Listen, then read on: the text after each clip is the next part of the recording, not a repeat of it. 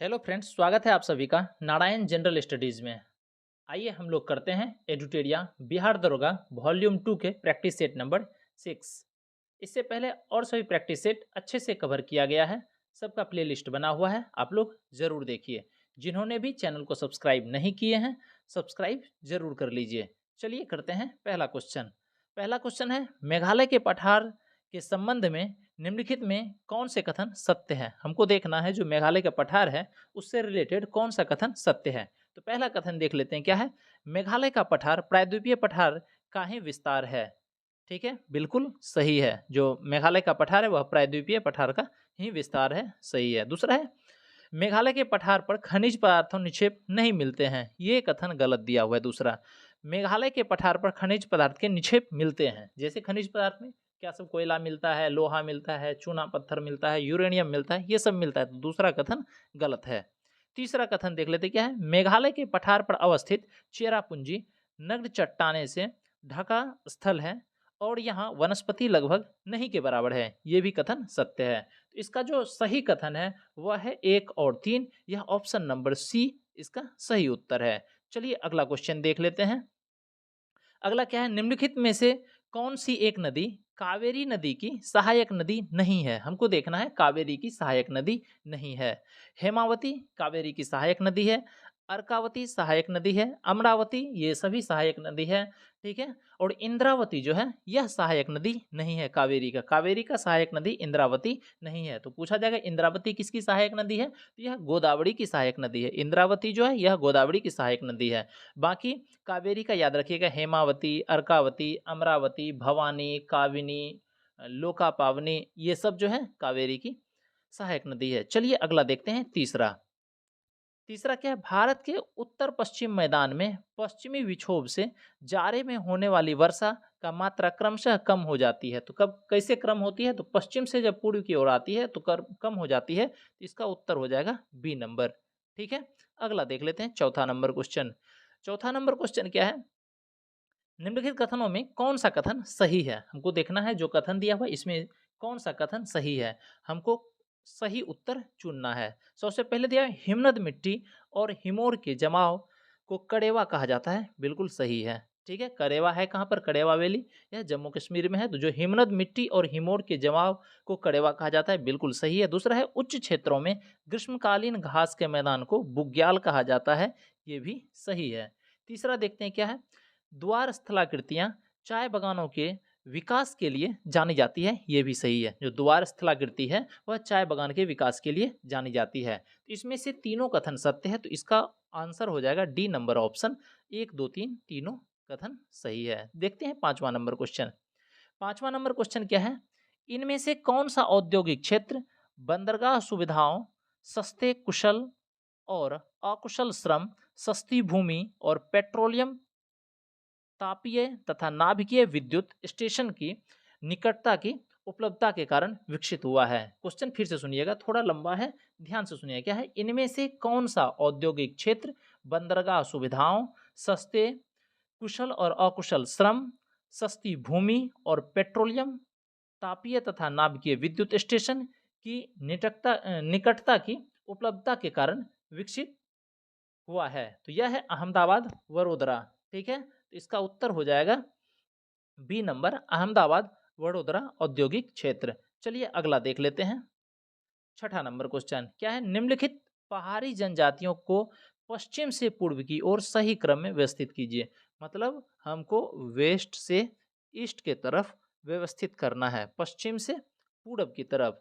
तो देख लेते हैं इसमें जो ऑप्शन के अकॉर्डिंग है यह सी नंबर इसका सही होगा।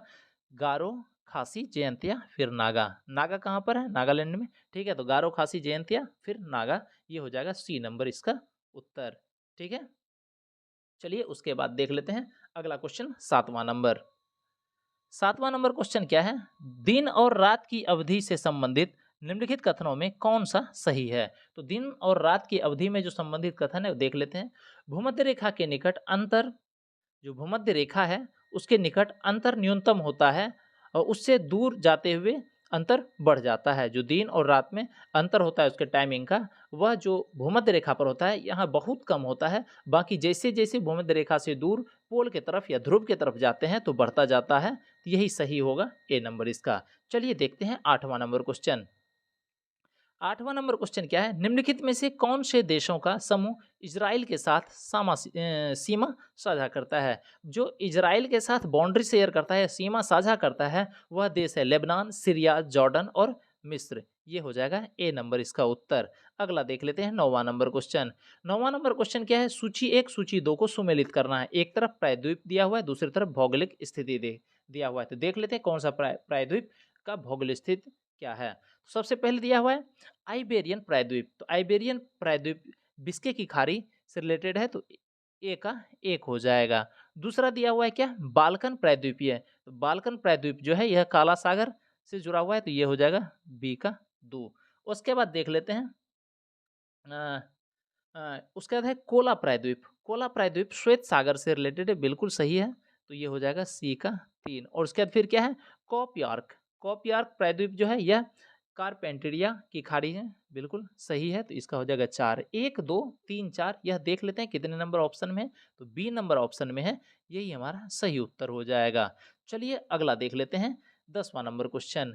10वां नंबर क्वेश्चन में क्या कहता है? वायुमंडल की निम्नलिखित संघटक गैसों पर विचार कीजिए। तो हमको देखना है वायुमंडल में जो गैस है उस गैस पर विचार करना है। ऑप्शन के अकॉर्डिंग जो दिया हुआ है क्या है? आयतन की प्रतिशतता के हिसाब से उपर्युक्त गैस का सही अवरोही क्रम निम्नलिखित में कौन है? अवरोही क्रम मतलब होता है मतलब ऊपर से नीचे की ओर घटते क्रम में देखना है हमको। कौन सा क्रम में? घटते क्रम में। तो सबसे पहले देख लेते हैं जो प्रतिशतता के हिसाब से मतलब क्या आयतन है, कितना प्रतिशत हमारे वायुमंडल में कौन सा गैस है। सबसे पहले 1 नंबर में दिया हुआ है आर्गन।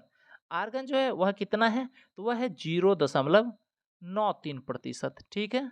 उसके बाद दिया है नियॉन। नियॉन जो है यह कितना है? तो 0.0018%, ठीक है। उसके बाद दिया हुआ है हीलियम। हीलियम कितना है?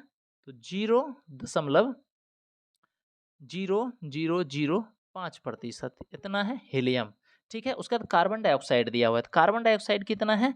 तो 0.038%, कितना? 038% है कार्बन डाइऑक्साइड। तो इसके अकॉर्डिंग देख लेते हैं। तो सबसे पहले 1 नंबर में आर्गन आ जाएगा, ठीक है। उसके बाद फिर आ जाएगा 4 नंबर कार्बन डाइऑक्साइड, ये 2 नंबर में, 1 हो जाएगा, 4 हो जाएगा। तो देख लेते हैं ऑप्शन के अकॉर्डिंग 1 और 4 सिर्फ बी नंबर ऑप्शन है। तो 1, 1, 4, 2, 3 ये हम यहाँ मार्क भी कर दिए हैं और 1, 4, 2, 3 इसका उत्तर होगा जो अवरोही क्रम में है। चलिए अगला देख लेते हैं। उसके बाद क्वेश्चन 11वां नंबर। 11वां नंबर क्वेश्चन देख लेते हैं। इसमें भी सूची 1 से सूची 2 को मिलान करना है। एक तरफ उष्णकटिबंधीय चक्रवात दिया हुआ है, दूसरी तरफ देश दिया हुआ है। देखते हैं कौन सा चक्रवात कौन से देश में है या बहता है या कौन से देश से रिलेटेड है। सबसे पहले दिया है विली विलीज। तो विली विलीज के बारे में जानते हैं, बहुत आसान है। यह ऑस्ट्रेलिया से है, तो ए का हो जाएगा 2। उसके बाद दूसरा टाइफू दिया हुआ है।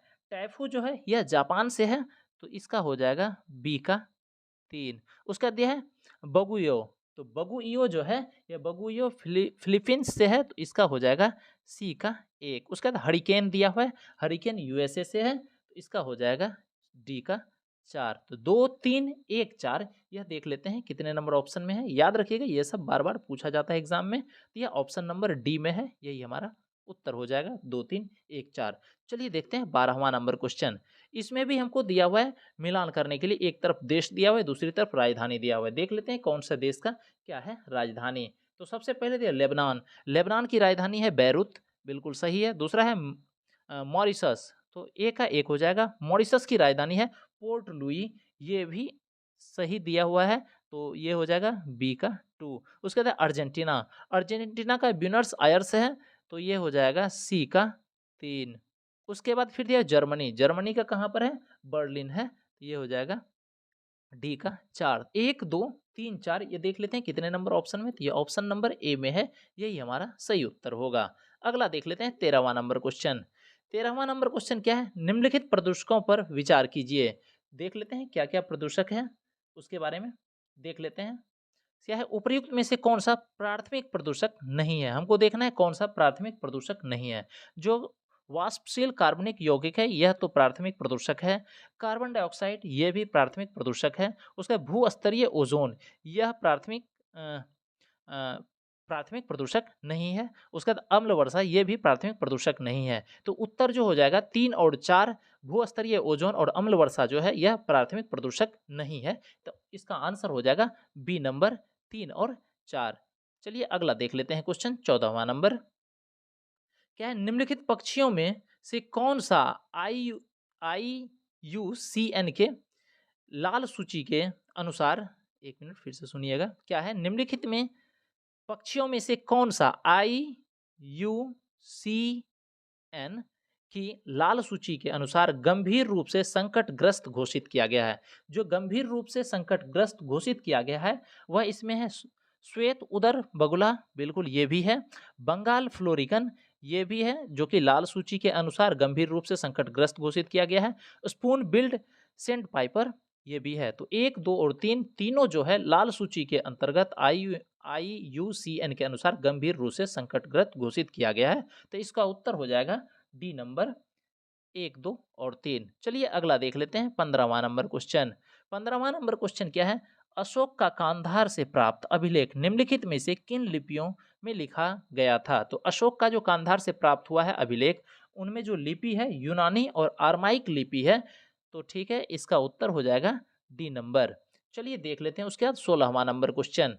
इसमें हमको मिलान करना है। 16वां नंबर क्वेश्चन में एक तरफ हड़प्पा संस्कृति बस्ती दिया हुआ है, दूसरी तरफ जिस नदी पर अवस्थित है। तो देख लेते हैं कौन सा हड़प्पा का बस्ती जो है या स्थल है किस नदी के किनारे है। सबसे पहले तो यह हड़प्पा, हड़प्पा रावी नदी के किनारे है, एक है, एक हो जाएगा। दूसरा मोहनजोदड़ो, यह मोहनजोदड़ो जो है यह सिंधु नदी के किनारे है, तो ये हो जाएगा बी का 2। कालीबंगा घग्घर नदी के किनारे है, सी का हो जाएगा 3। और उसका लोथल जो है भोगवा नदी के किनारे है, डी का 4। इसका 1, 2, 3, 4 यह ऑप्शन नंबर ए में है, यही हमारा सही उत्तर होगा।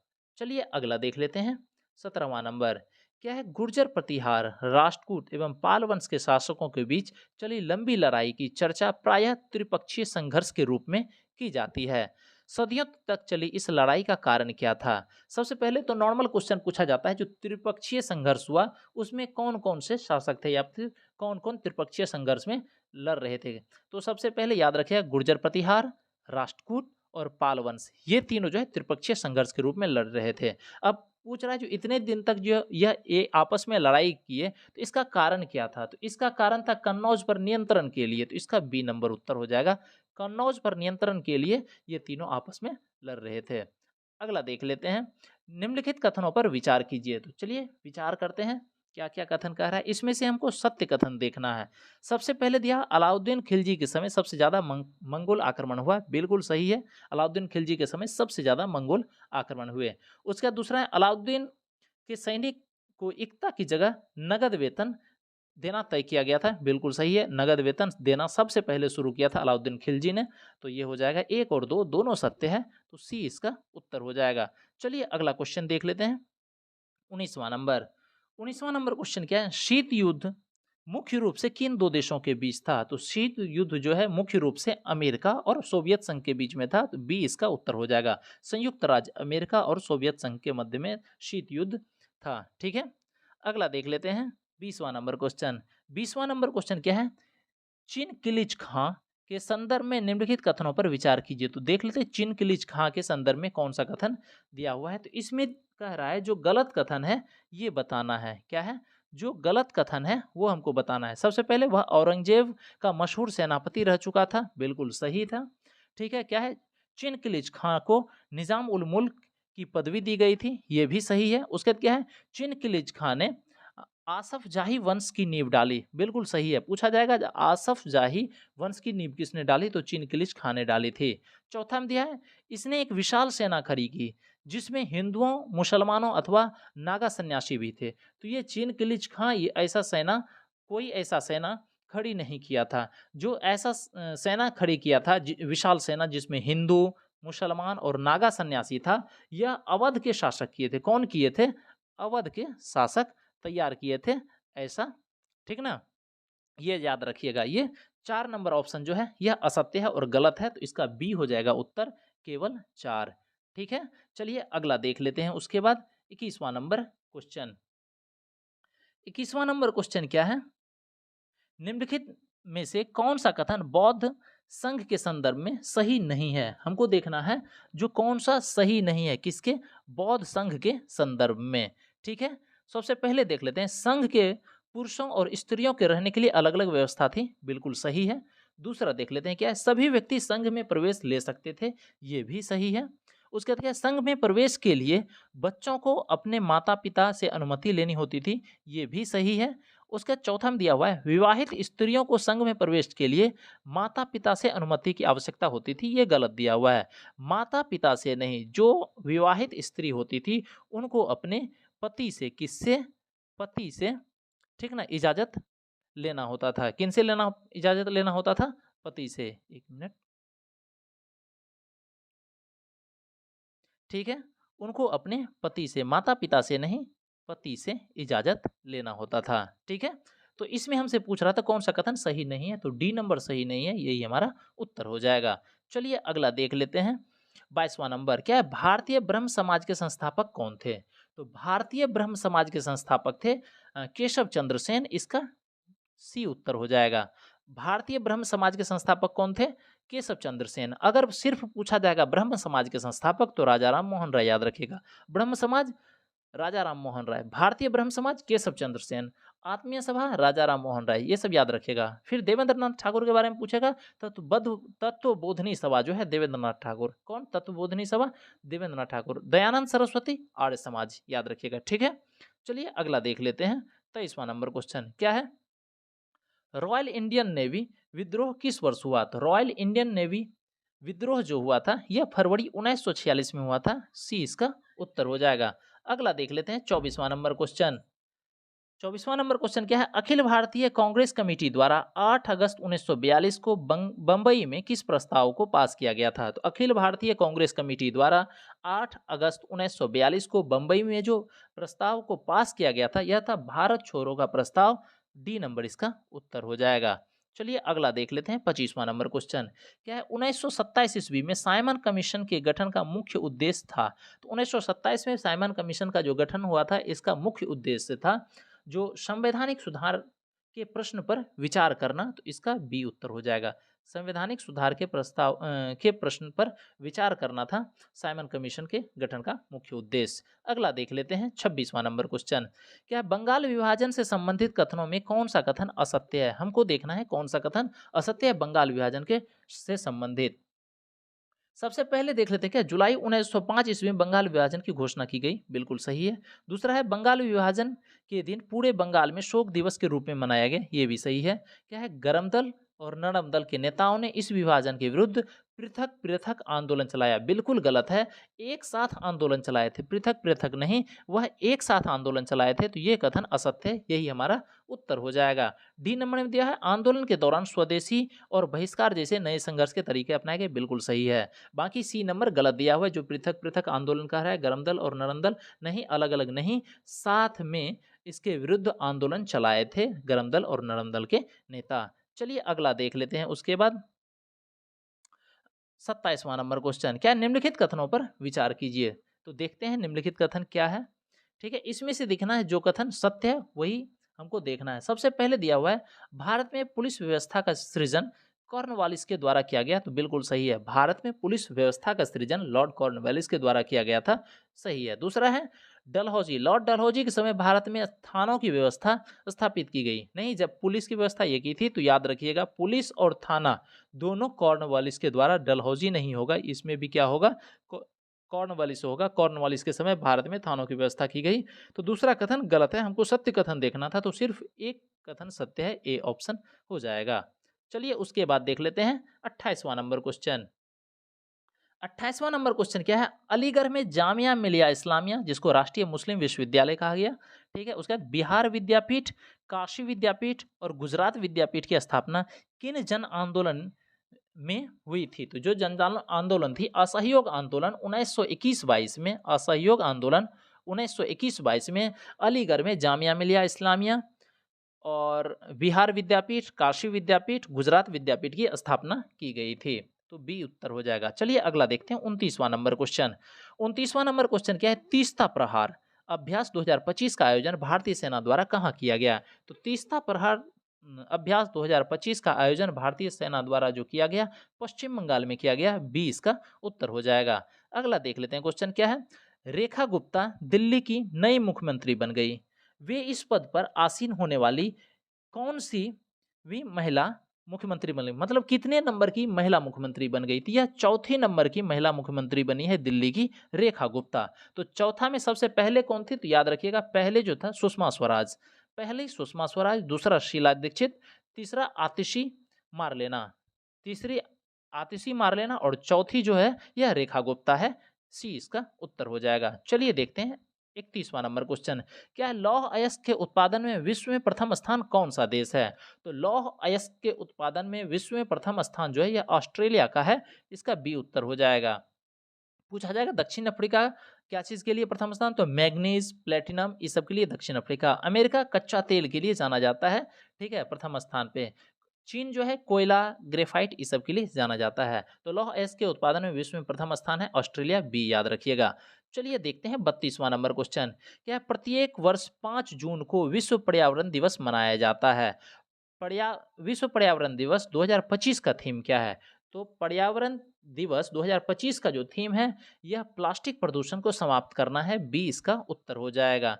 ठीक है, अगला देख लेते हैं 33वां नंबर क्वेश्चन। क्या है? गेंदा फूल विकास योजना की शुरुआत किस राज्य केंद्र शासित सरकार द्वारा किया गया? तो गेंदा फूल विकास योजना की शुरुआत जो किया गया है यह बिहार राज्य के द्वारा किया गया है।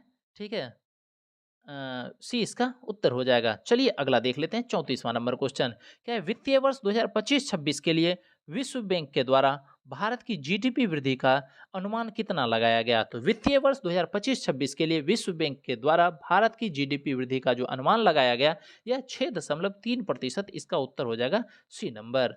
अगला देख लेते हैं 35वां नंबर क्वेश्चन। क्या है? हाल ही में वक्फ संपत्तियों के रजिस्ट्रेशन के लिए किस पोर्टल को लॉन्च किया गया? तो वक्फ संपत्तियों के रजिस्ट्रेशन के लिए जो पोर्टल को लॉन्च किया गया यह है पोर्टल उम्मीद। ठीक है, ए इसका उत्तर हो जाएगा। अगला देख लेते हैं 36वां नंबर क्वेश्चन। क्या है? भारत की सबसे बड़ी जलवायु घड़ी क्या है? भारत की सबसे बड़ी जलवायु घड़ी कहाँ लगाया गया? तो सबसे बड़ी जलवायु घड़ी लगाया गया नई दिल्ली में। ए इसका उत्तर हो जाएगा। अगला देख लेते हैं क्या है? यूएनएफपीए विश्व जनसंख्या रिपोर्ट 2025 के अनुसार विश्व का सर्वाधिक जनसंख्या वाला देश कौन बन गया है? तो विश्व का सर्वाधिक जनसंख्या वाला देश बन गया है भारत। इसका बी उत्तर हो जाएगा। चलिए इसके बाद देख लेते हैं 38वां नंबर क्वेश्चन। 38वां नंबर क्वेश्चन क्या दिया हुआ है?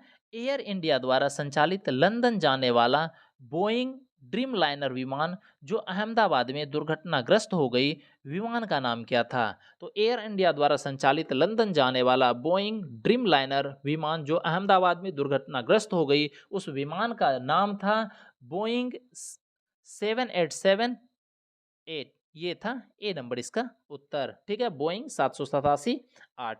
ठीक, चलिए अगला देख लेते हैं 39वां नंबर क्वेश्चन। क्या है? ई वोटिंग के माध्यम से देश में चुनाव कराने वाला पहला राज्य कौन बनने वाला है? तो ई वोटिंग के माध्यम से देश में चुनाव कराने वाला पहला राज्य जो बनने वाला है यह है बिहार। इसका उत्तर हो जाएगा बी नंबर। अगला देख लेते हैं उसके बाद 40वां नंबर। क्या हाल ही में जारी ग्लोबल जेंडर गैप इंडेक्स 2025 में भारत का स्थान, मतलब भारत का कौन सा स्थान या कि कौन से स्थान पर भारत है? क्या चीज में? ग्लोबल जेंडर गैप इंडेक्स 2025 में तो यह 131वें नंबर स्थान पे है। तो ये हो जाएगा इसका बी नंबर उत्तर। ऑप्शन में एक जगह दिया हुआ सी नंबर 118वें स्थान। तो 18वें स्थान में याद रखिएगा वर्ल्ड हैप्पीनेस रिपोर्ट 2025। क्या चीज? वर्ल्ड हैप्पीनेस रिपोर्ट, WHR लिख दिए हैं। तो वर्ल्ड हैप्पीनेस रिपोर्ट के अनुसार जो है वर्ल्ड हैप्पीनेस रिपोर्ट 2025 में भारत का जो स्थान है 118वां है, याद रखिएगा। चलिए अगला देख लेते हैं। इसमें जो ग्लोबल जेंडर गैप इंडेक्स 2025 जो है 131वां है। बी उत्तर हो जाएगा। अगला देखते हैं 41वां नंबर क्वेश्चन। 41वां नंबर क्वेश्चन क्या है, भारत ने ईरान से भारतीय नागरिक को निकालने के लिए कौन सा ऑपरेशन शुरू किया? तो भारत ने ईरान से भारतीय नागरिक को निकालने के लिए जो ऑपरेशन की शुरुआत की, यह है ऑपरेशन सिंधु सी, इसका उत्तर हो जाएगा। अगला देख लेते हैं 42वां नंबर क्वेश्चन, क्या हाल ही में चुनावी अखंडता पर अंतर्राष्ट्रीय सम्मेलन 2025 का आयोजन कहाँ किया गया? तो हाल ही में चुनावी अखंडता पर अंतर्राष्ट्रीय सम्मेलन 2025 का आयोजन किया गया स्वीडन में, इसका उत्तर हो जाएगा ए नंबर। अगला देख लेते हैं क्वेश्चन 43वां नंबर, क्या है हाल ही में भारतीय नौसेना के बेड़े में किस पनडुब्बी रोधी युद्धपोत को शामिल किया गया? फिर से सुनिएगा क्वेश्चन, क्या है हाल ही में भारतीय नौसेना के बेड़े में किस पनडुब्बी रोधी युद्धपोत को शामिल किया गया? तो आईएनएस अर्नाला को किया गया है, तो इसका उत्तर हो जाएगा बी नंबर। देखते हैं अगला क्वेश्चन, क्या है हाल ही में केंद्रीय बजट में घोषित उस योजना का नाम क्या है जिसका उद्देश्य 100 जिलों के किसानों को समर्थन प्रदान करना है? तो देख लेते हैं हाल ही में केंद्रीय बजट के घोषित उस योजना का नाम क्या है जिसका उद्देश्य 100 जिलों को किसानों को समर्थन प्रदान करना है? तो यह है प्रधानमंत्री धन धान्य कृषि योजना, इसका उत्तर हो जाएगा ए नंबर। अगला देख लेते हैं 45वां नंबर क्वेश्चन, क्या है सिमोना हालेप जिन्होंने हाल ही में अपनी सेवानिवृत्ति की घोषणा की, किस खेल से संबंधित थी? तो सिमोना हालेप जो है यह टेनिस खिलाड़ी थी, तो इसका उत्तर हो जाएगा ए नंबर। अगला देख लेते हैं 46वां नंबर क्वेश्चन, क्या है पीएम अजय योजना का प्राथमिक उद्देश्य क्या है? तो पीएम अजय योजना का प्राथमिक उद्देश्य है गरीबी को कम करना और अनुसूचित जातियों मतलब एससी शेड्यूल कास्ट की सामाजिक आर्थिक स्थिति में सुधार करना। पीएम अजय योजना का प्राथमिक उद्देश्य है गरीबी को कम करना और अनुसूचित जातियों की सामाजिक आर्थिक स्थिति में सुधार करना। बी इसका उत्तर हो जाएगा। चलिए इसके बाद देख लेते हैं 47वां नंबर क्वेश्चन। 47वां नंबर क्वेश्चन क्या है, भारत में निम्नलिखित राजनीतिक दलों के संदर्भ में विचार कीजिए। तो देखना है जो राजनीतिक दल दिया हुआ है इसमें से कौन सा दल राष्ट्रीय दल के रूप में मान्यता प्राप्त है? तो देख लेते हैं राष्ट्रीय दल के रूप में जो मान्यता प्राप्त है, ऑल इंडिया तृणमूल कांग्रेस ये राष्ट्रीय दल नहीं है, राष्ट्रवादी कांग्रेस पार्टी ये भी नहीं है, बहुजन समाज पार्टी, ठीक है, तो बहुजन समाज पार्टी जो है यह नेशनल पार्टी है, राष्ट्रीय दल है, तो इसका उत्तर 3 नंबर। उसके बाद भारतीय कम्युनिस्ट पार्टी ये भी नहीं है, तो इसका उत्तर हो जाएगा ए नंबर केवल 3। पूछा जाएगा जो कितने राजनीतिक दल हैं जो राष्ट्रीय दल हैं, ठीक है, तो इसमें से याद कर लीजिए जो 6 राष्ट्रीय पार्टी है जो कि नेशनल पार्टी है मतलब राष्ट्रीय दल है, ये नाम याद रखिएगा, आम आदमी party, Bahujan Samaj party, Bharatiya Janata party, भारतीय कम्युनिस्ट पार्टी, मार्क्सवादी, क्या है भारतीय कम्युनिस्ट पार्टी मार्क्सवादी, उसके बाद क्या है भारतीय अंतर्राष्ट्रीय कांग्रेस और नेशनल पीपुल्स पार्टी। ये 6 पार्टी जो है यह राष्ट्रीय पार्टी है, नेशनल पार्टी है, ठीक है। चलिए अगला देख लेते हैं क्वेश्चन 48वां नंबर। 48वां नंबर क्वेश्चन क्या है, उदारवाद के संबंध में निम्नलिखित कथनों पर विचार कीजिए। तो देख लेते हैं उदारवाद के संबंध में कौन सा कथन सही है, हमको ये देखना है। तो सबसे पहले देख लेते हैं उदारवादी व्यक्तिगत स्वतंत्रता को समानता जैसे अन्य मूल्यों के से अधिक वरीयता देते हैं, बिल्कुल सही है। क्या है उदारवादी कल्याणकारी राज्य की भूमिका को स्वीकार करते हैं, ये भी सही है। उदारवाद के अनुसार सामाजिक और आर्थिक असमानताओं को कम करने वाले उपायों की जरूरत है, बिल्कुल ये सही है। तो इसका उत्तर हो जाएगा डी नंबर 1, 2 और 3। अगला देख लेते हैं क्वेश्चन 49वां नंबर, क्या है निम्नलिखित में से कौन सा कथन असत्य है, हमको ये देखना है। तो असत्य कथन देख लेते हैं। सबसे पहले क्या दिया हुआ है, नागरिकता से संबंधित प्रावधानों का उल्लेख संविधान के 3रे भाग और संसद द्वारा बाद में पारित कानूनों में हुआ है। तो जो नागरिकता से संबंधित प्रावधान है यह संविधान के 3रे भाग में नहीं है, यह दूसरे भाग में है। कौन से भाग में है? दूसरे भाग में है, ठीक है। तो पहला ही कथन गलत है, असत्य है। इसमें जो दिया है तीसरे भाग नहीं होगी। नागरिकता से संबंधित प्रावधानों का उल्लेख जो है यह संविधान के 2रे भाग और संसद द्वारा बाद में पारित कानूनों में हुआ, तो पहला ही कथन गलत है।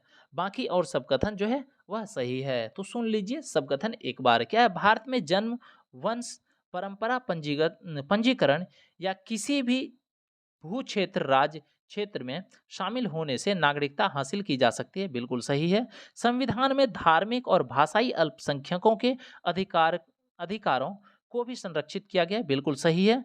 और उसके अगला देख लीजिए क्या है। अगला है सर्वोच्च न्यायालय ने बम्बई की झोपड़पट्टियों में रहने वालों के अधिकारों के बारे में समाजकर्मी ओल्गा टेलिस की जनहित याचिका पर 1985 में महत्वपूर्ण फैसला दिया। ये भी सही है, नागरिकता से रिलेटेड। तो पहला कथन असत्यता वही उत्तर हो जाएगा। चलिए अगला देखते हैं 50वां नंबर। क्या धर्मनिरपेक्षता के संबंध में नेहरू के विचार हैं? तो धर्मनिरपेक्षता के संबंध में जो नेहरू के विचार हैं वह देख लेते हैं। क्या धर्मनिरपेक्ष राष्ट्र में सभी धर्मों के राष्ट्र द्वारा समान संरक्षण दिया जाना तथा अन्य धर्मों की कीमत पर किसी भी एक धर्म की तरफदारी नहीं करना, ये नेहरू के विचार थे धर्मनिरपेक्षता पर, बिल्कुल सही है। दूसरा देख लेते क्या है। तमाम किस्म की सांप्रदायिकता का पूर्ण विरोध, ये भी था। उसके बाद देख लेते हैं राज्य और धर्म के बीच पूर्ण संबंध विच्छेद जरूरी है, बिल्कुल गलत था। मतलब बिल्कुल गलत है, ये नेहरू जी के विचार नहीं थे। ये क्या है, राज्य और धर्म के बीच पूर्ण संबंधित विच्छेद नहीं हो चाहिए, मतलब राज्य का कोई अपना धर्म नहीं होगा, ये उनका विचार था। तो तीसरा असत्य दिया हुआ है, तो सत्य कथन हमको देखना है। तो 1 और 2 जो है वह सत्य कथन है, सी इसका उत्तर हो जाएगा। चलिए 51 नंबर क्वेश्चन देख लेते हैं क्या है। भारतीय संविधान में अवशिष्ट विषय पर कानून बनाने का अधिकार किसे प्राप्त है? तो भारतीय संविधान में अवशिष्ट विषय पर कानून बनाने का अधिकार केंद्र को है, सेंटर को है, सेंट्रल गवर्नमेंट को है। तो ए इसका उत्तर हो जाएगा।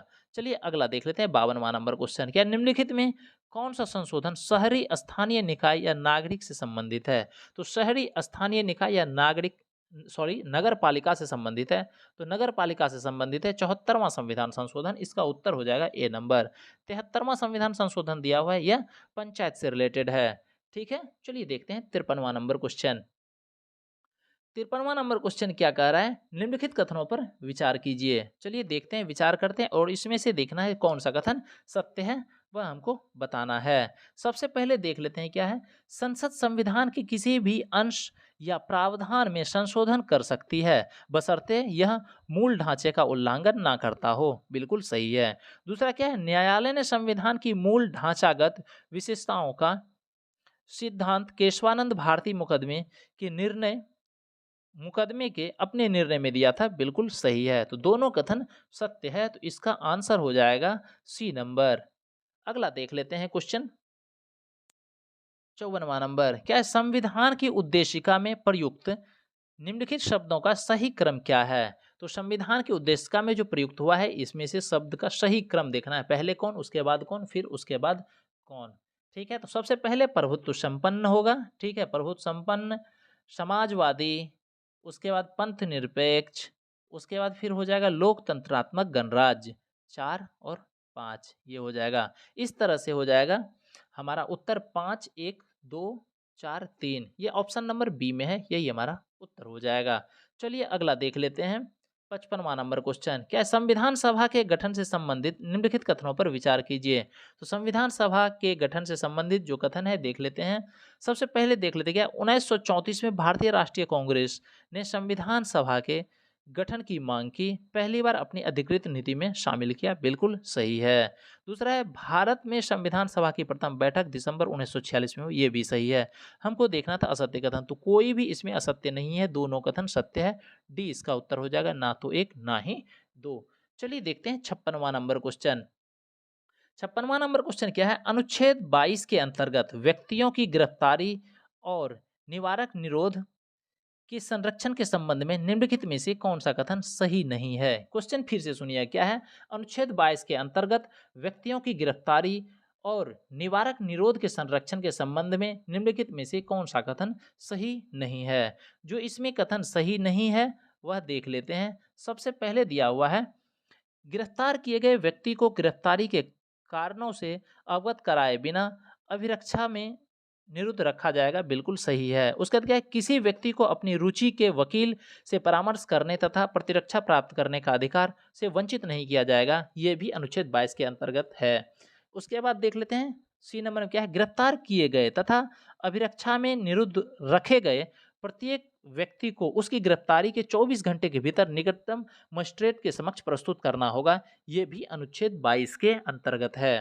उसके बाद देख लेते हैं डी नंबर क्या है, किसी व्यक्ति को निवारक निरोध अधिनियम के अंतर्गत गिरफ्तार किया गया हो तो इस मामले में 1 माह के भीतर परामर्शदात्री बोर्ड के सम्मुख रखना होगा। ये कथन गलत दिया हुआ है। परामर्शदात्री नहीं, 3 माह, 1 माह नहीं होगा, 3 माह के भीतर होगा, मतलब परामर्शदात्री बोर्ड के सम्मुख रखना होगा। तो इसमें आंसर जो हो जाएगा अनुच्छेद 22 के अंतर्गत व्यक्तियों की गिरफ्तारी के निवारण के निरोध संरक्षण संबंधन में वे जो सही कथन नहीं है वह डी नंबर हो जाएगा।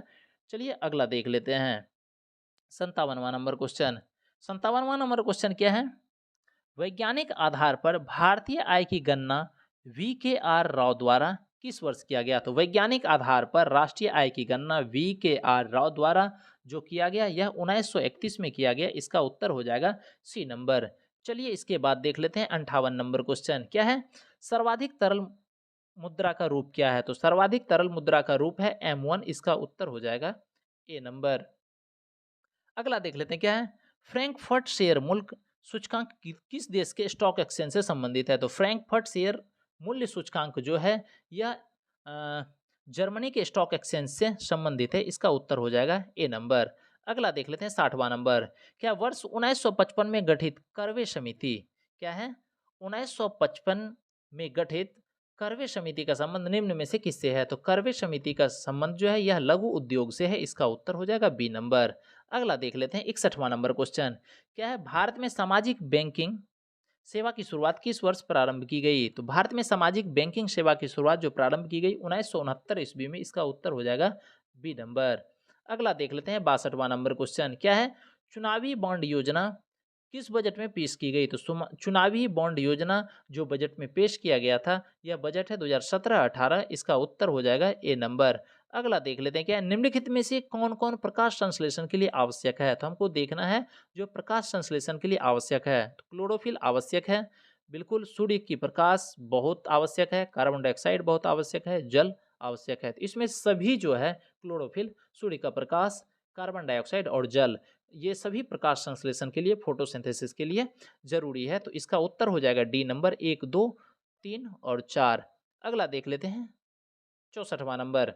64 नंबर में क्या है, रेशम के संदर्भ में निम्नलिखित कथनों पर विचार कीजिए। तो रेशम के संदर्भ में देख लेते हैं कौन सा कथन सही है, ये देखना है। तो रेशम कीट पालन को सेरिकल्चर कहा जाता है, बिल्कुल सही है। रेशम कीट पालन को क्या कहा जाता है, सेरिकल्चर कहा जाता है। रेशम फाइबर रेशे प्रोटीन से बने होते हैं, बिल्कुल सही है। उसके बाद रेशम के रेशे रेशम कीटों से प्राप्त किए जाते हैं, ये भी सही है। तो इसमें सभी कथन सत्य है। इसका उत्तर हो जाएगा डी नंबर 1, 2 और 3। चलिए देखते हैं अगला क्वेश्चन। इसमें सूची 1 और सूची 2 को सुमेलित करना है। एक तरफ अम्ल का नाम दिया हुआ है, एसिड का नाम, और कौन सा एसिड किस में पाया जाता है वह एक तरफ दिया हुआ है, मतलब अम्ल का नाम और जिन में पाया जाता है। तो सबसे पहले देख लेते हैं क्या है, फॉर्मिक अम्ल है, तो यह चींटी के डंक में पाया जाता है, बिल्कुल सही है। दूसरा दिया हुआ है कैल्शियम हाइड्रोक्साइड, कैल्शियम हाइड्रोक्साइड चूने के पानी में पाया जाता है, तो ये भी सही है। ए का 1, बी का 2 हो जाएगा। फिर टार्ट्रिक अम्ल दिया हुआ है, टार्ट्रिक अम्ल इमली और अंगूर में पाया जाता है, इसका हो जाएगा सी का 4।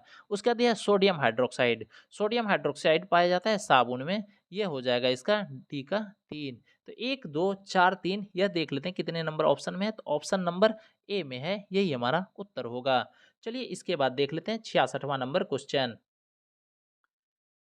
66वां नंबर क्वेश्चन देख लेते हैं क्या है, प्रोकार्योटिक और यूकार्योटिक कोशिका के अंतर दिया हुआ है, मतलब प्रोकार्योटिक और यूकार्योटिक कोशिकाओं के अंतर के संदर्भ में निम्नलिखित कथनों पर विचार कीजिए। तो देख लेते हैं कौन सा कथन है, इसमें से हमको देखना है सही कथन।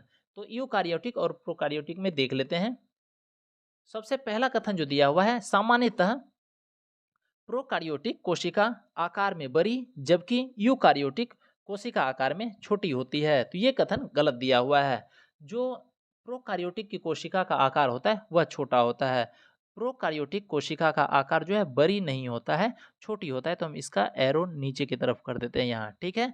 प्रोकार्योटिक की कोशिका का आकार छोटी होती है जबकि यूकार्योटिक की कोशिका का आकार बड़ी होती है, यहाँ छोटी लिखा हुआ है। तो इसमें क्या कर देते हैं, एरो ऊपर कर देते हैं। तो पहला कथन गलत है। याद रखिएगा जो प्रोकार्योटिक कोशिका का आकार होता है वह छोटा होता है और यूकार्योटिक कोशिका का आकार जो है वह बड़ा होता है। तो पहला कथन असत्य है। दूसरा देख लेते हैं क्या है, प्रोकार्योटिक कोशिकाओं में केंद्रक झिल्ली अनुपस्थित होती है। क्या है, प्रोकार्योटिक कोशिका में केंद्रक झिल्ली अनुपस्थित होती है, जबकि यूकार्योटिक कोशिकाओं में केंद्रक झिल्ली उपस्थित होती है। बिल्कुल सही दिया हुआ है। तीसरा क्या दिया हुआ है, प्रोकार्योटिक कोशिकाओं में एक क्रोमोसोम होता है, जबकि यूकार्योटिक कोशिकाओं में एक से अधिक क्रोमोसोम होता है। बिल्कुल सही है। तो 2 और 3 ये सही है और पहला गलत दिया हुआ है। तो हमारा सही देखना था, तो सही है सी नंबर 2 और 3 हो जाएगा। अगला देख लेते हैं 67वां नंबर क्वेश्चन। 67वां नंबर क्वेश्चन क्या है, निम्नलिखित में से कौन जैव विकास के अवधारणा से संबंधित है। देखना है जैव विकास के अवधारणा से जो संबंधित है, तो यह है चार्ल्स डार्विन। इसका उत्तर हो जाएगा बी नंबर। अगला देख लेते हैं, फिर हमको मिलान करना है सूची 1 और सूची 2 को। एक तरफ फाइलम दिया हुआ है, दूसरी तरफ विशेषता दिया हुआ है। कौन सा फाइलम का क्या विशेषता है ये देखना है। तो एनेलिडा दिया हुआ है, एनेलिडा वास्तविक देह गुहा है, इसमें होता है, ठीक है। तो ए का 1 हो जाएगा। दूसरा है आर्थ्रोपोडा, जंतु जगत का सबसे बड़ा संघ है आर्थ्रोपोडा, तो ये हो जाएगा बी का 2। याद रखिएगा आर्थ्रोपोडा जो है वह जंतु जगत का सबसे बड़ा संघ है। उसके दिया है मोलस्का, मोलस्का खुला संवाहिनी तंत्र होता है इसमें, तो ये हो जाएगा सी का 3। उसका दिया है इकाइनोडर्मेटा, इकाइनोडर्मेटा त्वचा कांटों से आच्छादित होता है, तो ये हो जाएगा डी का 4। 1 2 3 4 ये ऑप्शन नंबर देख लेते हैं कितने हैं, तो ए में है, यही हमारा उत्तर हो जाएगा। चलिए 69वां नंबर क्वेश्चन देख लेते हैं। 69वां नंबर क्वेश्चन क्या है, पुष्पी पौधों में लैंगिक जननांग के संदर्भ में निम्नलिखित कथनों पर विचार कीजिए। तो पुष्पी पौधों में लैंगिक जननांग के संदर्भ में देखते हैं, इसमें हमको देखना है सही कथन, हमको देखना है कौन सा कथन सही है। तो सबसे पहले देख लेते हैं पुंकेसर, क्या दिया हुआ है पहला कथन जो है, पुंकेसर का जननांग है जो परागकण बनाता है। बिल्कुल सही है। पहला कथन क्या है, पुंकेसर नर जननांग है। पुंकेसर जो है वह क्या है, एक मिनट, हाँ, पुंकेसर जो है वह नर जननांग है जो परागकण बनाता है। बिल्कुल सही दिया हुआ है। दूसरा दिया हुआ है स्त्री केसर मादा जननांग है जो पुष्प के केंद्र में अवस्थित होता है, ये भी सही है। पुंकेसर नर नर जननांग है जो परागकण बनाता है, और स्त्री केसर जो है वह मादा जननांग है जो पुष्प के केंद्र में अवस्थित होता है। तीसरा दिया हुआ है क्या, परागकणों का उसी पुष्प के वर्तिकाग्र पर स्थानांतरण स्वपरागण, जबकि एक पुष्प से दूसरे पुष्प पर स्थानांतरण परागण कहलाता है, ये भी सही दिया हुआ है। फिर से सुनिएगा लास्ट वाला, ठीक है, ये क्वेश्चन बार बार पूछा जाता है। जो परागकणों का उसी पुष्प के वर्तिकाग्र पर स्थानांतरण स्वपरागण, जबकि एक पुष्प से दूसरे पुष्प पर स्थानांतरण पर परागण कहलाता है। बिल्कुल सही है। इसका उत्तर जो होगा सही कथन 1 2 और 3 तीनों है, डी इसका उत्तर हो जाएगा। चलिए 70वां नंबर क्वेश्चन देख लेते हैं। क्या नाइट्रोजन स्थिरीकरण, नाइट्रोजन फिक्सेशन के संदर्भ में निम्नलिखित कथनों पर विचार कीजिए। तो देख लेते हैं नाइट्रोजन फिक्सेशन या नाइट्रोजन स्थिरीकरण पर। सबसे पहले देख लेते हैं क्या नाइट्रोजन स्थिरीकरण के लिए शक्तिशाली अपचायक और एटीपी के रूप में ऊर्जा होना अनिवार्य नहीं है। तो पहला कथन दिया गलत दिया हुआ है। जो नाइट्रोजन स्थिरीकरण के लिए शक्तिशाली अपचायक और एटीपी की ऊर्जा में अनिवार्यता होती है, तो इसमें नहीं होगा, तो पहला कथन दिया हुआ है गलत। दूसरा है नाइट्रोजन के स्थिरीकरण स्थिरीकरण सूक्ष्म जीवों मुख्यतः राइजोबियम से होता है। बिल्कुल सही है। क्या नाइट्रोजन स्थिरीकरण सूक्ष्म जीवों मुख्यतः राइजोबियम से होता है, तो दूसरा कथन सही है। तो पहला गलत है, दूसरा सही है। तो यह देख लेते हैं कितने नंबर ऑप्शन में है, तो ये ऑप्शन नंबर बी में है, दूसरा कथन सही है। अगला देख लेते हैं 71वां नंबर क्वेश्चन। 71वां नंबर क्वेश्चन क्या है, ध्वनि की तीक्ष्णता किसके द्वारा निर्धारित की जाती है। तो ध्वनि की तीक्ष्णता जो निर्धारित की जाती है वह ध्वनि की आवृत्ति के द्वारा, इसका उत्तर हो जाएगा सी नंबर। अगला देख लेते हैं क्या है, निम्नलिखित में से कौन सा एक रेडियोधर्मी तत्व द्वारा उत्सर्जित धनात्मक रूप से अवशोषित कण है, सॉरी आवेशित कण है। फिर से सुनिएगा क्या है, निम्नलिखित में से कौन सा एक रेडियोधर्मी तत्व द्वारा उत्सर्जित धनात्मक रूप से आवेशित कण है, यह है अल्फा कण, इसका उत्तर हो जाएगा सी नंबर। अगला देख लेते हैं 73वां नंबर क्वेश्चन।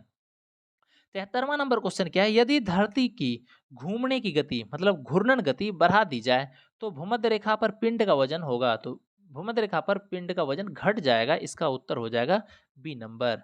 अगला देख लेते हैं 74वां नंबर। 74वां नंबर क्वेश्चन क्या है, दो समानांतर प्रतिरोध वाले सर्किट कुल प्रतिरोध कितना है, 1.403 किलो ओम है। ठीक है। उसके बाद यदि एक प्रतिरोधक का मान 2 किलो ओम है तो दूसरे प्रतिरोधक का मान क्या होगा? तो इसका एक नॉर्मल सा छोटा-सा फ़ॉर्मूला है, देख लीजिए, इसके अकॉर्डिंग पूरा सॉल्व कर लेते हैं। ये फिज़िक्स का छोटा-सा न्यूमेरिकल दिया है, ठीक है? देखिएगा ध्यान से, ठीक? इसमें एक फ़ॉर्मूला आता है 1/R इक्विवेलेंट बराबर 1/R1 प्लस 1/R2। जब इसको आप सॉल्व कीजिएगा तो क्या हो जाएगा, आर इक्विवेलेंट हम डायरेक्ट लिख देते हैं। आर इक्विवेलेंट बराबर क्या होता है, ऊपर हो जाएगा R1 R2 बटे R1 प्लस R2, ये होता है, ठीक है। अब इसी पर हम लोग पूरा देख लेते हैं। आर इक्विवेलेंट 1 कितना दिया हुआ है, 403 दिया हुआ है, ठीक है। 1.403 दिया है और एक प्रतिरोधक दिया है 2 किलो ओम, ठीक है। तो चलिए देख लेते हैं इसको, ये तो फॉर्मूला देख लिए, थोड़ा इरेज कर लेते हैं इसको और इस पे हम डायरेक्ट पुट कर देते हैं, ठीक है। तो आर इक्विवेलेंट हमारे पास दिया हुआ है कितना, 1.403, ठीक। इसके बराबर में हमको क्या करना है, 2 गुना R1 R2 हो जाएगा, 2 गुना R2, ठीक है। उसके बाद फिर नीचे क्या हो जाएगा, R1 प्लस R2 था तो 2 प्लस R2, हमको R2 का मान निकालना है। जब इसको आप सॉल्व कीजिएगा तो इस तरह से इसका उत्तर आ जाएगा 4.70 किलो ओम, डी नंबर इसका उत्तर। इसको सॉल्व कर लीजिएगा, ठीक है। इसका डी नंबर उत्तर हो जाएगा 4.70 किलो ओम, ठीक है। यह किस पे आ गया है, आर इक्विवेलेंट बराबर क्या हो जाएगा, R1 R2 bye R1 plus R2, याद रखिएगा। चलिए इसके बाद अगला क्वेश्चन देख लेते हैं, 75वां नंबर, ठीक। 75वां नंबर क्वेश्चन क्या है, 50 डिग्री सेल्सियस का मान फ़ारेनहाइट स्केल में है। तो हम देखते हैं फ़ारेनहाइट स्केल में कैसे चेंज करते हैं 50 डिग्री सेल्सियस का मान, ठीक है। तो चलिए इसको भी एक बार देख लेते हैं। फ़ारेनहाइट स्केल में इसको हम चेंज करते हैं।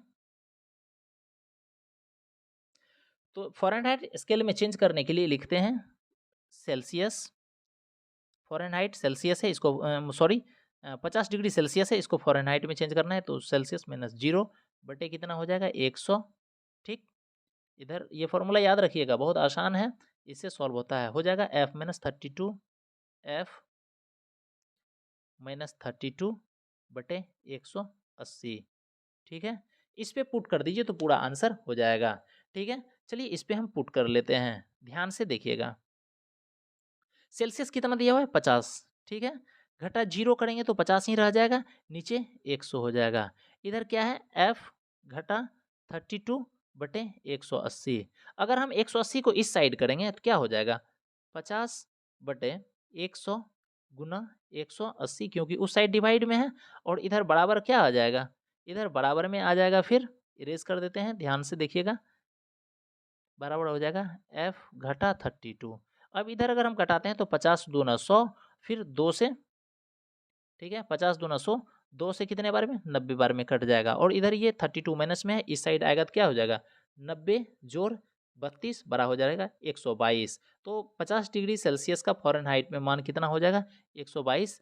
आप थोड़ा सा वीडियो को रोक करके पॉज करके देख लीजिएगा, इसका उत्तर क्या है, बी नंबर हो जाएगा 122 डिग्री फ़ारेनहाइट। बहुत अच्छे से सॉल्व किए हैं, देख लीजिएगा। चलिए अगला क्वेश्चन देखते हैं,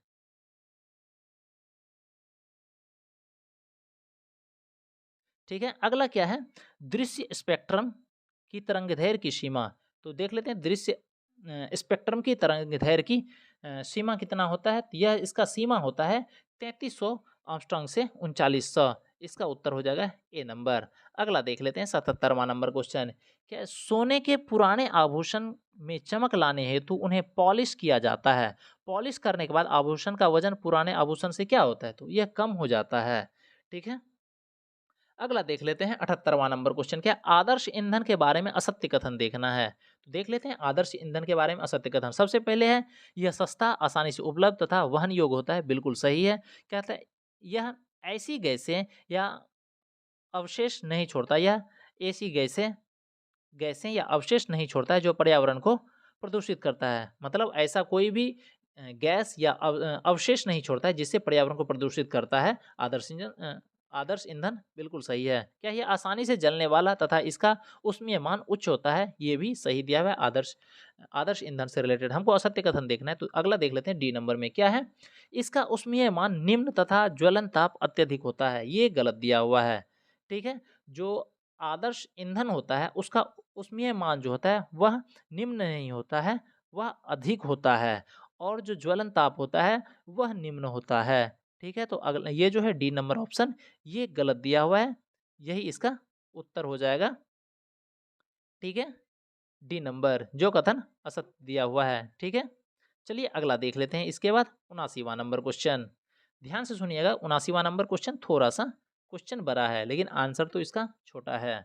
अगला देख लेते हैं कि जब कमरे में किसी छोटे छिद्र के प्रकाश की किरण आती है, क्या है, जब कमरे में किसी छोटे छिद्र से प्रकाश की किरण आती है तो कमरे की धूल और कार्बन कणों द्वारा फैला दी जाती है, जिसके क्या है, जिससे किरण का मार्ग दिखाई देता है। यह घटना निम्नलिखित में किसका उदाहरण है? तो यह घटना है टिंडल प्रभाव का उदाहरण है। ठीक है, इसका उत्तर हो जाएगा ए नंबर। चलिए अगला देख लेते हैं 80वां नंबर क्वेश्चन। 80वां नंबर क्वेश्चन क्या है, निम्नलिखित पर विचार कीजिए।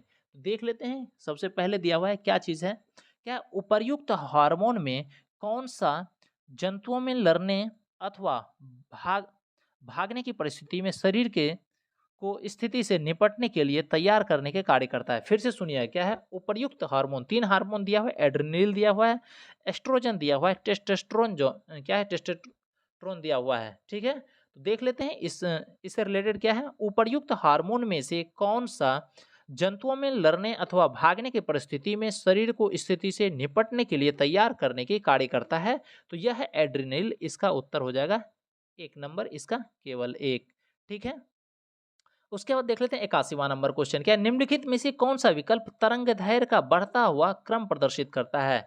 जो तरंग दैर्घ्य का बढ़ता हुआ क्रम प्रदर्शित करता है यह है डी नंबर, रेडियो तरंग, अवरक्त तरंगे, एक्स किरणें और गामा किरणें। डी इसका उत्तर हो जाएगा। चलिए देखते हैं 82वां नंबर क्वेश्चन। 82वां नंबर क्वेश्चन क्या कहता है, एक मिनट।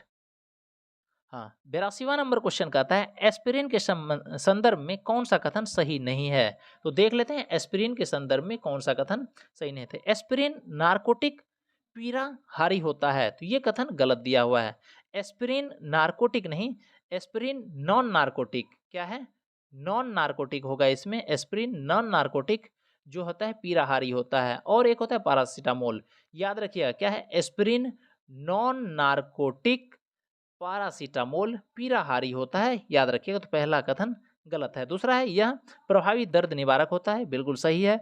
यह रक्त का थक्का नहीं जमने देता है, ये भी सही है।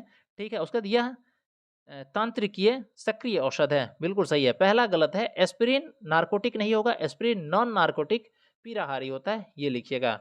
ठीक है, तो उत्तर ए हो जाएगा, जो असत्य कथन है, सही नहीं है। अगला देख लेते हैं, शांति निकेतन को किस वर्ष यूनेस्को को विश्व धरोहर सूची में शामिल किया गया? तो यह इसको विश्व धरोहर सूची में शामिल किया गया, किसको, शांति निकेतन को, 2023 में।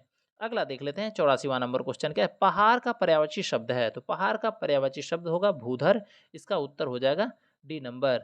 अगला देख लेते हैं, क्या है, Jofra Archer the England fast bowler is dash than accurate. तो जोफ्रा आर्चर जो है ये हो जाएगा मोर फास्ट देन एक्यूरेट। अब देखिए यहाँ फास्टर बहुत लोग लगा देंगे आंसर में, क्या है, Jofra Archer the England fast bowler is faster than accurate. Faster तब होता है जब एक नाउन को दूसरे नाउन में, मतलब जोफ्रा आर्चर का मान लेते हैं बुमराह के साथ या शमी के साथ कंपेयर किया जाता तब फास्टर होता, मतलब जोफ्रा आर्चर फास्टर बॉलर है, किससे कंपेयर किया जाता, तो या तो बुमराह लिखते या फिर शमी से। ठीक है, तो जब दो नाउन में कंपेयर किया जाएगा तब फास्टर लिखा जाएगा। यहाँ नाउन तो एक ही दिया हुआ है, नाउन के क्वालिटी जो है, नाउन के दो क्वालिटी दिया हुआ है। ठीक है, फास्ट और एक्यूरेट दिया हुआ है। क्या दिया हुआ है, फास्ट है और एक्यूरेट दिया हुआ है। तो एक्यूरेसी और फास्ट, तो ये दो अलग अलग क्वालिटी है एक ही नाउन का, तो यहाँ मोड का यूज होगा, इसका उत्तर ए नंबर हो जाएगा। अगला देखते हैं 86वां नंबर क्वेश्चन, क्या राष्ट्रीय एड्स नियंत्रण कार्यक्रम की शुरुआत किस वर्ष की गई थी? तो राष्ट्रीय एड्स नियंत्रण कार्यक्रम की शुरुआत की गई वर्ष 1992 में, इसका उत्तर ए नंबर हो जाएगा। चलिए देखते हैं 87वां नंबर क्वेश्चन, क्या है, सुपर कंडक्टर के आविष्कारक निम्न में कौन है? तो सुपर कंडक्टर के आविष्कारक जो है वह है एच कामेरलिंग, इसका उत्तर हो जाएगा ए नंबर। क्या है? एच कामेरलिंग।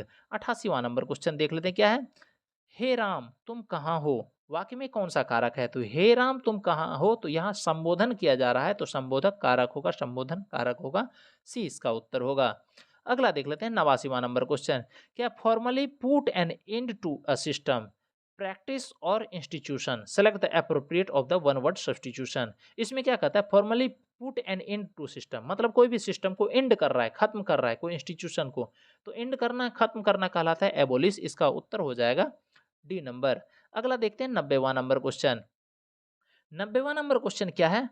निम्नलिखित में से कौन सा वाक्य अशुद्ध है? तो देखते हैं। सबसे पहले मुझे भारी दुख है, ये गलत है, असत्य कथन है। मुझे भारी दुख नहीं होगा, ठीक है। मुझे बहुत दुख है, ये लिख सकते हैं, तो पहला ही कथन असत्य है, यही हमारा उत्तर हो जाएगा। चलिए देखते हैं आकर के 91 नंबर क्वेश्चन। 91 नंबर क्वेश्चन में क्या दिया हुआ है? निम्नलिखित में किस खेल में बंकर तथा मैलेट शब्द संबंधित है? तो कौन सा ऐसा खेल है जिससे बंकर तथा मैलेट शब्द संबंधित है? यह है पोलो। इसका उत्तर हो जाएगा ए नंबर। अगला देख लेते हैं 92वां नंबर क्वेश्चन। क्या है?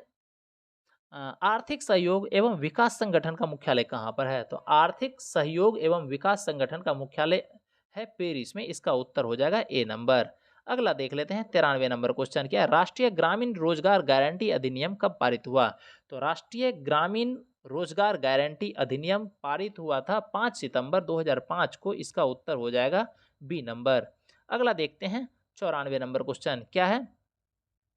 रेड क्रॉस को किस वर्ष शांति के नोबेल पुरस्कार से सम्मानित किया गया था? रेड क्रॉस को जो शांति के नोबेल पुरस्कार से सम्मानित, सॉरी, रेड क्रॉस को किस वर्ष शांति के नोबेल पुरस्कार से सम्मानित नहीं किया गया है, ये देखना है। तो 1972 में इसे सम्मानित नहीं किया गया है शांति के नोबेल पुरस्कार से। बाकी 1917, 1944, 1963, ये तीनों जो दिया हुआ है वर्ष, इसमें रेड क्रॉस को वर्ष शांति के नोबेल पुरस्कार से सम्मानित किया गया, तो 1972 में शामिल नहीं किया गया ऑप्शन के अकॉर्डिंग। बाकी 1917, 1944, 1963 में शांति के नोबेल पुरस्कार से सम्मानित किया गया रेड क्रॉस को।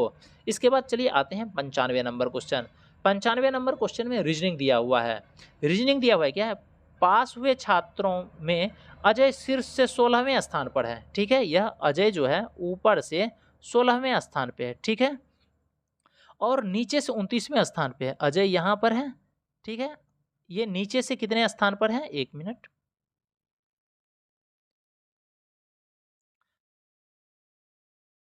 ऊपर से 16वें स्थान पे है और नीचे से, ऊपर से 16वें स्थान पे और नीचे से 29वें स्थान पर है, ठीक है। और उसके बाद क्या कह रहा है? 6 लड़कों ने परीक्षा में भाग नहीं लिया, तो 6 लड़का भाग नहीं लिया, क्रॉस कर देते हैं। और जो है इसमें 5 असफल हो गए, 5 जो है वह फेल हो गए। तो पूछ रहा है जो कक्षा में कितने छात्र हैं। सबसे पहले तो इन दोनों से रिलेशन से, जो अजय के ऊपर नीचे कितना है इसके रिलेशन से निकालते हैं। तो 16 और 29 को जोड़ दीजिए। 16 29 को जोड़ने के बाद कितना आ जाएगा?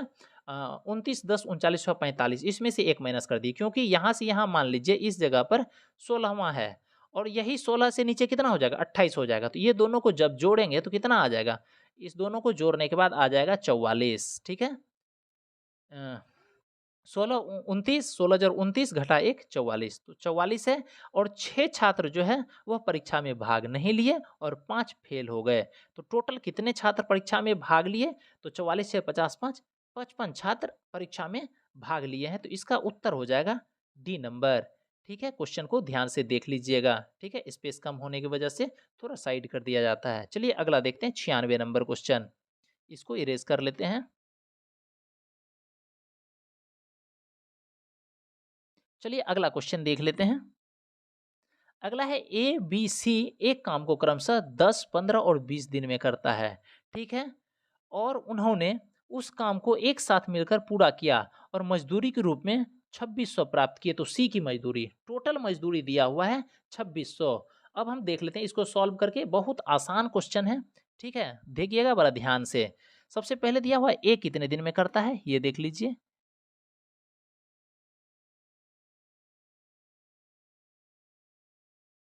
हाँ, ए कितने दिन में करता है? ए करता है 10 दिन में, ठीक है। उसके बाद बी कितने दिन में करता है?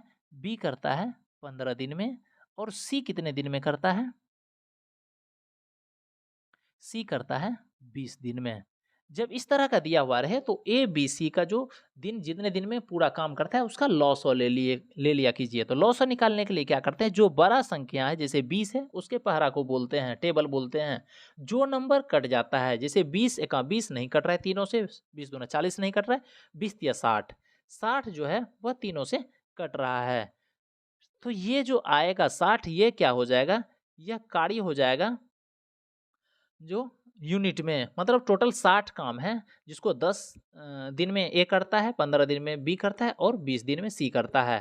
तो पूछा जाएगा एक एक दिन में कितना करता है, तो 10 ए जो करता है वह एक दिन में 6 काम करता है, और बी जो है एक दिन में कितना 15 चौक 60 4 काम करता है, और सी कितना करता है, सी करता है 3 काम। ठीक है, तो ए बी सी का जो आ गया कितना 6, ठीक है 4 और 3, ये 6 4 और 3 ये इसका एफिशिएंसी आ गया काम करने का, मतलब एक दिन में जो काम करता है ये एफिशिएंसी आ गया।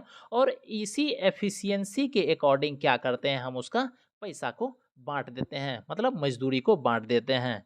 तो टोटल मजदूरी 2600 दिया हुआ है। ठीक है, टोटल मजदूरी कितना दिया हुआ है 2600 दिया हुआ है, और इसका कितना आ गया एफिशिएंसी 6 4 और 3। तो total efficiency A B C तीनों मिलाकर के कितना हो जाएगा 6 4 10 3 13। ठीक है, और टोटल कितना है मजदूरी 2600 है। ठीक, हमको किसका कह रहा है, सी का कह रहा है, तो सी का एफिशिएंसी जो होगा उससे गुना कर देंगे, गुना 3, तो 13 दूना 26, 200 बार में कट जाएगा, 200 तिया क्या हो जाएगा 600। तो इसका उत्तर हो जाएगा बी नंबर 600। इसका उत्तर क्या हो जाएगा देख लीजिए, 600 हो जाएगा इसका बी नंबर उत्तर। समझ में आ गया होगा, और ध्यान से देखिएगा, अगर समझ में नहीं आए तो रोक करके जितना हम लिख रहे हैं उसको एक बार कॉपी में लिख लीजिएगा, फिर बहुत आसान है और आसानी से समझ में भी आ जाएगा। ठीक है, चलिए करते हैं अगला क्वेश्चन।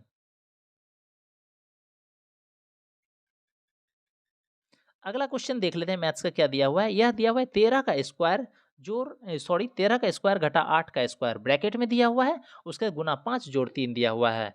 तो अगर हम 13 को ए और 8 को बी मान लें तो इस तरह से फॉर्मूला ए स्क्वायर माइनस बी स्क्वायर जानते हैं ना आप लोग, क्या होता है ए स्क्वायर माइनस बी स्क्वायर बराबर क्या होता है ए प्लस बी इंटू ए माइनस बी, ये फॉर्मूला आता है।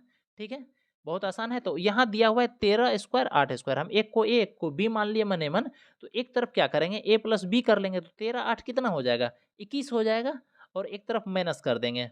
ठीक है, ए माइनस बी और 13 घटा 8 कर देंगे तो 21, और गुना कर देंगे। अगर हम a प्लस बी की जगह 13 8 21 लिखते हैं, ठीक है, और a माइनस बी की जगह 13 घटा 8 करते हैं 5 हो जाता है, ये गुना में आ जाएगा। तो कितना हो गया 21 पंचे 105। ठीक, चलिए हम डायरेक्ट पुट करते हैं इसके बाद इसको। अभी जो सॉल्व किए उसके अकॉर्डिंग यहाँ क्या हो जाएगा ब्रैकेट में 105 होगा। ठीक है, फिर गुना 5 जोड़ 4, 105 गुना 5 कितना हो जाएगा 525। ठीक है, और जोड़ 4 ये सभी ब्रैकेट के अंदर है, तो क्या हो जाएगा 529 हो जाएगा, सॉरी इसके रूट के अंदर 529 हो जाएगा। 529 किसका स्क्वायर है, तो यह 23 का स्क्वायर है, इसका उत्तर हो जाएगा, इसका हम स्क्वायर रूट जब निकालेंगे हटाएंगे तो यह 23 आएगा, इसका उत्तर हो जाएगा डी नंबर। चलिए अगला क्वेश्चन देख लेते हैं।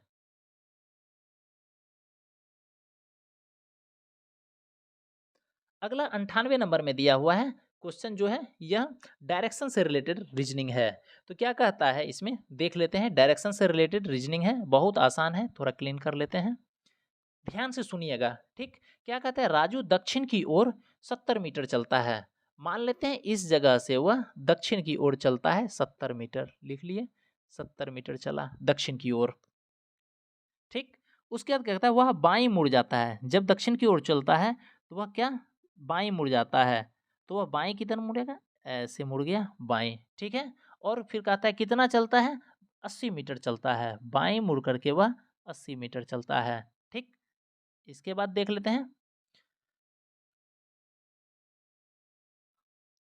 80 मीटर चलता है बाईं मुड़ता है, फिर वह दाएं मुड़ जाता है। ठीक, और कितना चलता है दाएं मुड़ने के बाद वह 70 मीटर चलता है, तो दाएं मुड़ जाता है। थोड़ा इधर कर लेते हैं, क्वेश्चन हम बोल रहे हैं, ठीक है, स्क्रीन छोटा होने की वजह से पूरा नहीं दिख पा रहा होगा, तो एक बार आप देखिएगा, इसमें हम क्वेश्चन को पूरा बोल दे रहे हैं। क्वेश्चन सबसे पहले सुन लीजिए क्या है। राजू जो है दक्षिण की ओर 70 मीटर चलता है, बिल्कुल सही है, ऐसे किए। ठीक, उसके बाद वह क्या करता है, लेफ्ट मुड़ जाता है, मतलब बाईं मुड़ जाता है, फिर 80 मीटर चलता है। ठीक, फिर उसके बाद क्या कहता है, वह दाईं मुड़ जाता है। यहाँ जाने के बाद वह दाईं मुड़ता है और वह 30 मीटर चलता है। दाईं मुड़ने के बाद कितना चलता है, वह दाईं मुड़ता है और 70 मीटर चलता है। ठीक, यहाँ भी 70 मीटर चलता है। इसके बाद फिर वह दाईं मुड़ता है और दाईं मुड़ता है, उसके बाद कितना चलता है, दाईं मुड़ने के बाद वह 30 मीटर चलता है, 30 मीटर चलता है। फिर इसके बाद क्या कहता है, अंततः फिर वह दाईं मुड़ता है, फिर से वह दाईं मुड़ता है। ठीक, और फिर वह कितना चलता है, 20 मीटर चलता है। अब कह रहा है जो उसका जो आरंभिक बिंदु था उससे कितना दूर पर है, आरंभिक बिंदु से कितना दूर पे है, यहाँ 20 चला है तो। ठीक, अगर हम देखते हैं इसको तो ये यहाँ से, एक मिनट,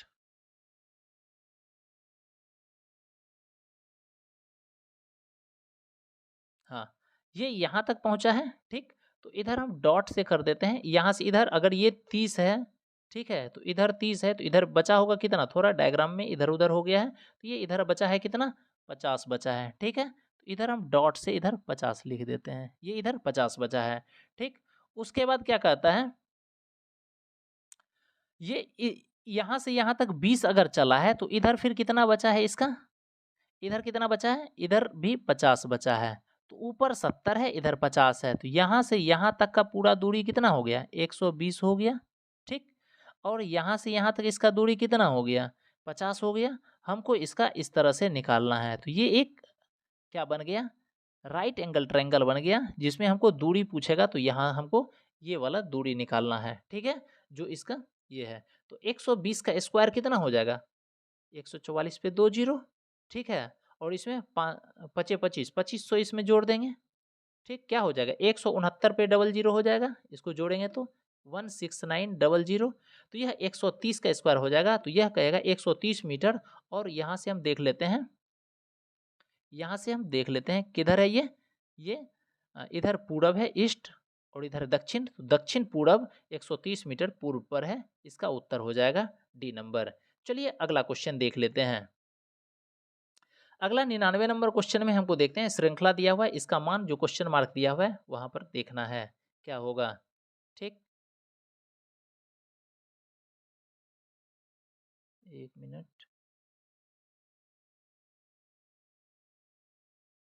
चलिए देख लेते हैं इसमें क्या मान होगा। यहाँ 22, 33, 44 दिया हुआ है, तो 11 गुना 2 है। ठीक है, 11 गुना 2, 11 गुना 3, 11 गुना 4, 2 3 4 से किया गया है। यहाँ 9 दूना 18, 9 3 27, 9 चौक 36। इसमें भी देख लेते हैं किसमें दिया, किसके किसके अकॉर्डिंग दिया हुआ है। 9 हो गया, और इसमें देख लेते हैं किससे है, 18 से अगर करते हैं, 18 3 54, 18 चौक 72, 18 दूना 36, यहाँ 36 होगा, तो ये ए नंबर ऑप्शन हो जाएगा इसका। चलिए अगला देख लेते हैं, 100वां नंबर क्वेश्चन। ध्यान से सुनिएगा, 100वां नंबर क्वेश्चन क्या है, क्या है, एक पहिए 44 किलोमीटर की दूरी तय करने में 500 चक्कर लगाता है। ठीक है, कितना चक्कर लगाता है वह, 500 चक्कर लगाता है। ठीक, तो पहिए की त्रिज्या ज्ञात कीजिए, हमको त्रिज्या निकालना है। तो एक चक्कर, एक बार जो पहिया घूमेगा, मान लेते हैं पहिया है ये, ठीक है, इसको हम यहाँ मार्क करते हैं, यह एक बार घूमना शुरू किया। ठीक है, एक बार पूरे आगे बढ़ा ऐसे करके और यहाँ पहुँचा। ठीक, एक बार जब वह चलेगा तो कितना चलेगा, वो अपना एक परिधि, पूरा जो परिधि है उसको कवर करेगा। तो इस तरह से वो 4400 किलोमीटर चला है, तो हमको उसका 500 चक्कर निकालना है। तो एक चक्कर जो होगा वह क्या होगा, उसका परिधि होगा। तो 44 को अगर हम मीटर, किलोमीटर के मीटर में चेंज करेंगे तो क्या हो जाएगा, 44,000 बटे हम 500 कर देते हैं। ठीक है, अगर ये 500 कर देंगे तो इसके पहिया का परिधि निकल जाएगा या फिर एक चक्कर निकल जाएगा।